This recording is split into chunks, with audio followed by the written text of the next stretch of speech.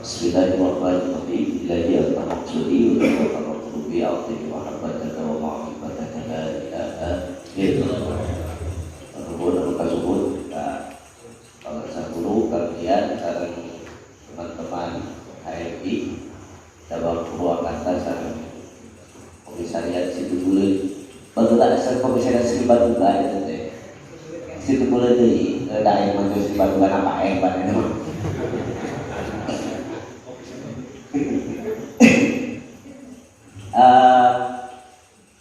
Kalau saya cerita saat saya datang ke Cermin Hati, kemudian saya banyak berkomunikasi dengan Pak Lurah, saya sebenarnya menemukan satu metode perwujudan MDP HMI atau nilai-nilai dasar perjuangan HMI di dalam kehidupan secara material. Karena MDP ini kan hidup hanya di dalam diskusi, ya, hidup hanya di dalam diskusi sampai larut malam, kemudian bubar, dan setelah itu diskusi lagi. Masih yang sama lagi. Nah, sehingga tidak ada wilayah-wilayah aksi yang kemudian melambangkan perwujudan nilai dasar perjuangan itu sebenarnya. Sehingga kalau saya boleh bertanya, apakah sebenarnya perjuangan HMI sebenarnya kan bukan perjuangan Islam, hanya peran-peran politik saja. Jadi harus diganti himpunan mahasiswa politik. Setuju. Nah, sehingga perlu rekonstruksi, karena kalau didekonstruksi kita jadi tidak punya nilai. Kalau nilainya didekonstruksi, tetapi NDP-nya nilai dasar perjuangannya harus direkonstruksi, harus dibangun kembali dengan logika-logika cara berpikir keislaman. Karena problemnya kita bicara ekonomi Islam, tetapi teori-teori ekonomi yang kita pelajari di universitas semuanya kapitalis. Semuanya berbasis modal. Nah, sehingga kalau berbasis modal maka perjuangannya berbasis material. Wajar kalau HMI kalau ngobrol ngariung yang dibahas proposal kan. Karena basis perjuangannya material, tidak ada basis perjuangannya bersifat rohani. Sementara isi NDP itu rohani sebenarnya. Isi NDP itu rohani lahir dari pergulatan pemikiran Caknur, tetapi saya tidak menemukan bagaimana cara menanamkan NDP di dalam hati saya. Setelah bertemu dengan Penguasa AA, oh ternyata ini cara menanamkan NDP di dalam kehidupan. Karena NDP itu kan berisi paham. Nah, paham itu kalau saya alihkan ke bahasa padang pasir, itu disebut fikih. Jadi fikih itu bukan hal-hal yang bersifat tata aturan ibadah. Itu produk fikih, bukan fikih. Jadi ada fikih pada wilayah pengetahuan. Fikih itu paham, fikih itu mengerti, sikap mengerti terhadap sesuatu itu fikih. Senada dengan kata makrifat sebenarnya. Hanya fikih ini sudah berisi paparan-paparan hasil dari langkah-langkah yang bersifat ibadah dari seorang pengamal agama. Jadi agama ini alat untuk mencari fikih, agama alat untuk mencari paham. Nah, sehingga kalau agama hanya merupakan alat, saya katakan begini, kalau saya sudah sampai ke atas dengan menggunakan tangga, tangganya saya bawa ke atas, apa tangganya saya tinggalin? Tangganya pasti saya tinggalin. Kenapa? Karena saya sudah sampai ke atas genting. Ngapain saya ngurusin terus tangga? Karena saya sudah sampai di atas genting. Di atas genting oleh saya terlihat berbagai warna-warna cat rumah di kampung itu. Kemudian dari sana juga saya melihat pohon-pohon, dari sana juga saya melihat orang berlalu lalang. Saya kemudian fikih, saya kemudian paham bahwa oh ternyata ada orang yang sedang berjalan. Oh ternyata warna cat rumah tetangga saya ternyata begini. Oh ternyata warna rumah cat tetangga yang di sebelah sana warnanya itu. Warna-warna cat rumah semuanya terlihat saat saya berada di atas. Hasil dari saya menaiki tangga. Tangga ini adalah agama. Sehingga kalau orang terus-menerus mempersoalkan aspek simbolik agama halal haram, bid'ah sah dan tidak sah, maka sebenarnya dia hanya berputar pada satu anak tangga, tidak pernah naik pada anak tangga selanjutnya. Nah, kalau seperti itu terjadi, maka tidak akan pernah fikih, tidak akan pernah paham, tidak akan pernah memahami situasi di sekeliling. Sehingga kalau orang tidak bisa memahami situasi di sekeliling, yang ada di dalam dirinya adalah kehilangan sensitivitas. Kalau orang sudah kehilangan sensitivitas, aing sia-sia, aing kumaha aing sia terserah dia. Tidak ada kesatuan di situ. Sementara Islam adalah agama tauhid. Islam itu agama kesatuan, agama persatuan, kesatuan tunggal. Sehingga apa yang dirasakan oleh orang lain juga terasa oleh kita. Kesulitan hidup yang dirasakan oleh orang lain terasa betul oleh hati kita, karena hati kita ini memiliki sensitivitas yang luar biasa. Kita memiliki sensitivitas terhadap pengetahuan, sehingga kita tidak pernah merasa bahwa pengetahuan yang ada di dalam diri kita itu sebagai pengetahuan puncak. Semua pengetahuan itu lahir dari apa yang terlihat, dari apa yang terdengar, dari apa yang tercium, dari apa yang diucapkan oleh orang, dan dari apa yang terasa oleh hati kita. Semua menjadi produk pengetahuan. Maka filsafat mengatakan itu produk intelektual khas empirisme. Seluruhnya terasa dialami langsung, bukan katanya dan katanya. Kalau masih cola, itu paling akhirnya jadi Coca-Cola. Qala Rasulullah sallallahu ta'ala, betul bahwa itu adalah firman, betul bahwa itu adalah hadis, betul bahwa itu adalah teks-teks suci yang harus kita agungkan. Tetapi saya bertanya hari ini, apakah betul kita sudah merasakan qala Allah? Apakah betul kita sudah merasakan qala Rasulullah? Problemnya di sana. Himpunan mahasiswa Islam naon harga BBM mau dibahas nah.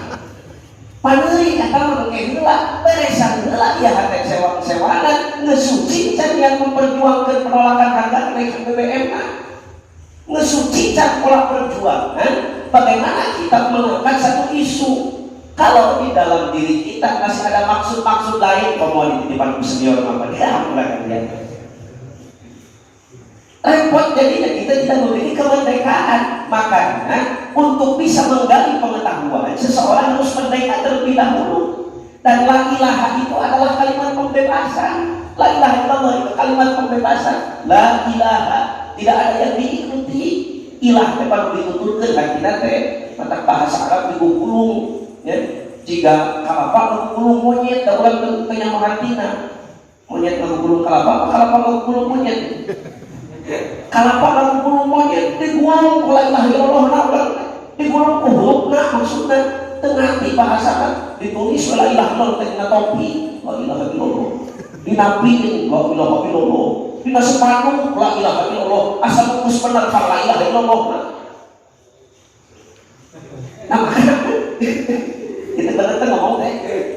Lanjut. Maka perlu ada perubahan persepsi.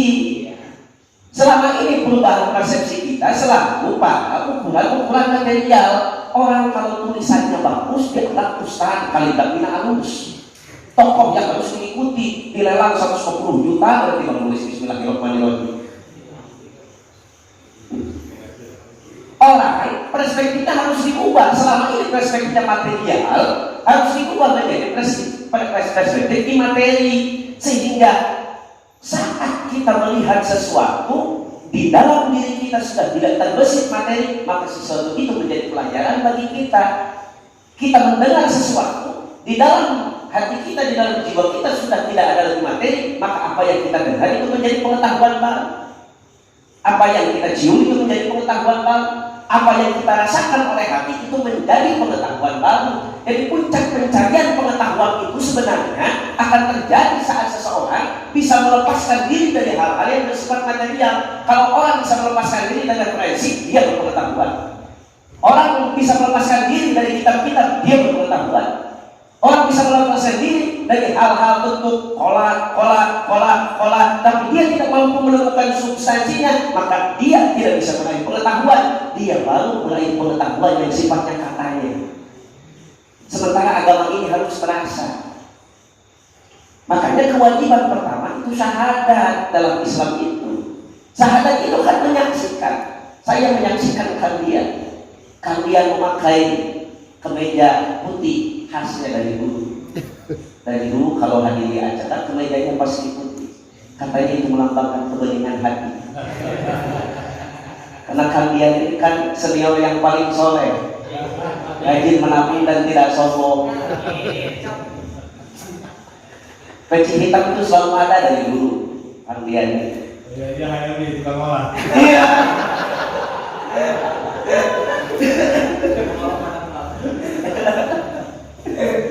Nah, kenapa saya bisa mengatakan bahwa kalian ini memakai baju putih? Karena saya menyaksikan kalian. Saya melihat kalian. Hasil dari persaksian itu saya mengetahui kalian.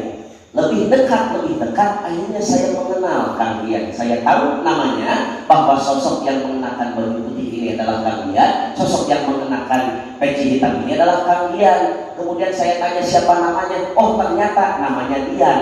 Bahwa ternyata Dian itu hanya sekedar nama, ada sosoknya, ada sifatnya. Sifatnya rajin menabung dan tidak sombong.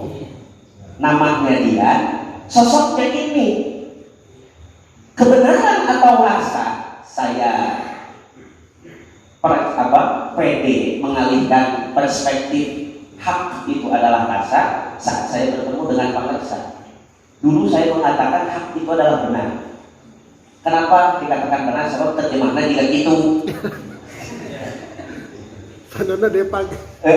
Terjemahan depak betul juga gitu. Nah, saat saya belajar Kominfo, saya belajar zikir di sini selama 3 tahun, sudah 1000 malam lamanya saya. Zikir aja datang ke sini jam 2, tidak Pak saya tak. Waktu sahur pengunjung datang, pas setengah tidur mau balik ke sahur dia mau sahur cek. Dan kawan dia teh, saya tahu ya. Nah, hak ini rasa. Dan rasa ini seperti tadi yang Pak Rasa sampaikan, bahwa rasa ini mampu mengendalikan diri manusia. Orang di dalam hatinya menempel rasa kesal, maka rasa itu akan mempengaruhi seluruh suasana hatinya, bahkan mempengaruhi seluruh suasana pikirannya. Sehingga pikiran itu bergerak memerintahkan kepada lisan untuk mengatakan sesuatu yang buruk, karena sifat kesal itu sifat buruk. Kemudian rasa kesal itu juga yang sudah masuk ke dalam pikiran itu juga menggerakkan tangan manusia. Tangan manusia kemudian memukul orang. Memukul itu adalah perbuatan buruk karena hatinya sudah terkuasai oleh sesuatu yang buruk, sehingga rasanya sebenarnya seperti teman bagi kita. Saya punya Kang Salim, dia sering perintah-perintah ke saya, perintah-perintahnya perintah-perintah yang baik, saya nurut saja ke Kang Salim. Saya punya teman namanya Rajib sering perintah-perintah buruk ke saya nurut aja karena teman saya. Jadi akal kita, pikiran kita harus berteman dengan teman yang benar, waktu ma'as-shodiqin. Nah, problemnya adalah pikiran kita ini berteman dengan siapa sekarang? Karena sesuatu yang diingat oleh manusia itu adalah temannya, itu adalah yang dicintainya. Almarhumah aman ahabba. Seseorang itu akan selalu bersama dengan orang yang dicintainya. Seseorang di sini bukan wujud jasad, tetapi seseorang di sini adalah wujud pikiran. Sehingga kalau orang selalu berteman dengan hal-hal yang selalu mengingat hal-hal yang buruk, maka sebenarnya dia sedang berteman dengan hal yang buruk. Orang kalau mengingat hal yang baik, maka dia sedang berteman dengan hal yang baik. Dan tidak ada sesuatu yang baik secara material, karena hanya ada satu sesuatu yang baik, yakni rasa positif yang ada di dalam hati. Sehingga keharusan orang itu sebenarnya adalah berteman dengan rasa positif yang ada di dalam hatinya. Pikirannya merdeka dari hal-hal yang bersifat material. Maka la ilaha illallah itu adalah komitmen kemerdekaan sekaligus kebersamaan bersama rasa positif, bersama rasa yang ada di dalam hati. Itu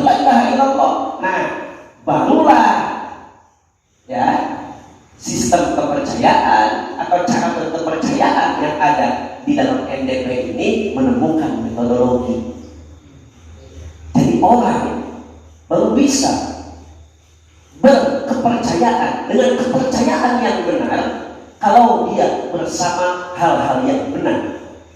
Dan tidak ada hal yang benar selain rasa yang positif yang ada di dalam hati. Maka berkepercayaan itu adalah beriman, percaya, memasrahkan diri terhadap sesuatu yang positif yang ada di dalam hati. Akal menjadi kosong terhadap sesuatu yang bersifat material, tidak ada lagi yang dipikirkan. Dia tidak berpikir keuntungan material. Kalau ahli ekonomi tidak berpikir keuntungan material, maka akan terjadi arus perputaran uang dari orang kaya kepada orang miskin, sehingga apa yang dimaksud oleh Al-Quran kaila takuna ulatan bainal agniya itu terpenuhi agar agar supaya potensi-potensi produksi ekonomi yang ada di masyarakat, yang ada di alam itu tidak berputar di antara orang-orang kaya. Itu antai ngomong supaya potensi produksi itu tidak berputar di antara orang-orang kapitalis. Itu begitu ngomong nanti lembut berada bainal agniya, di antara orang-orang kaya. Selama ini arus produksi, arus ekonomi ada di orang-orang kaya. Mengapa ada di orang-orang kaya? Karena orang-orang kaya kehilangan satu frame berpikir rohani, tidak memiliki frame berpikir rohani. Pikirannya terus menerus dikaitkan dengan hal-hal yang bersifat materi, dan itu teralami oleh kita. Kita pun pikiran kita selalu bersama hal-hal yang bersifat materi, sehingga kita keliru berkepercayaan. Kalau di bab 1 NDP saja kita sudah gagal, maka kita tidak mampu melanjutkan bab-bab selanjutnya dalam NDP. Kita dalam berkepercayaan saja kita masih repot, dalam beriman saja kita masih keliru metodologi. Karena butuh metodologi, butuh cara. Saya kalau baju ini kotor, caranya adalah dicuci, dan dicuci membutuhkan alat pula, kan begitu. Kalau alat mencuci itu ya air, ya deterjen. Kalau alat mencuci pikiran kita itu la ilaha illallah. Alat mencuci pikiran kita itu adalah zikrullah, sehingga pikiran kita terbersihkan dari anasir-anasir kepentingan titipan orang. Bahkan anasir-anasir kepentingan titipan rasa negatif yang ada di dalam hati. Ya sering nitip-nitip rasa si negatif itu. Kita marahin orang di Facebook, kita marahin orang di artikel. Intelektualitas kita kemudian digunakan untuk memukul-memukul orang lain. Seharusnya intelektualitas kita digunakan untuk menerangi orang lain. Maka cara yang dilakukan agar pola-pola ini terbangun adalah tidak ada cara lain menurut saya selain orang harus mampu membersihkan jiwanya terlebih dahulu sebelum bisa mampu membersihkan jiwa orang lain, atau sebelum mampu dia bermanfaat untuk orang lain, maka dia harus bermanfaat untuk dirinya sendiri terlebih dahulu. Bermanfaat untuk diri di sini bukan bermanfaat secara material, tetapi bermanfaat untuk diri di sini adalah kita harus bermanfaat untuk diri dalam arti kita membersihkan jiwa kita sehingga jiwa kita mampu mengalirkan kemanfaatan pada orang. Saya kira itu ini barangkali bisa menjadi bahan tafakkur untuk kita yang selama ini kita jenjang kader HMI ini kan menurut saya sangat paripurna kan dia. Ada LK1 sampai LK3, bahkan ada course yang lain kan, ada senior course kan ya, sampai BPL kita juga training kadernya itu tidak pernah berhenti gitu. Hanya kan sangat sayang sekali kalau dana hasil modeling ke alumni itu digunakan untuk sekedar diskusi makan lalu pulang tanpa pergerakan kan begitu ya, seperti yang saya dulu lakukan kepada kalian gitu. Jadi harus ada frame berpikir yang berubah tentang cara berpikir, tentang cara menggali pengetahuan, agar pengetahuan ini berhasil guna untuk diri kita sendiri, juga untuk orang-orang yang ada di sekitar kita. Saya kira PR kita itu, PR diri saya itu PR kita semua itu agar bagaimana jiwa kita ini terbersihkan dari hal-hal yang bersifat material. Kita mengingat sesuatu saja itu sudah material itu. Sementara kan sulit mengendalikan ingatan kalau tidak bisa ya pemirsa. Metode untuk pengendalian ingatan ini ada di metode zikir, ada di metode Toriko. Saya kira Pak Kabid PA itu sudah paham betul hal itu ya. Jadi semoga ini bukan pertemuan terakhir ya, karena tentu banyak hal-hal yang belum kita bahas. Kalau kata Kang Anas Nurbaningrum, ini baru halaman pertama. Ya, terima kasih. Demikian, assalamualaikum warahmatullahi wabarakatuh.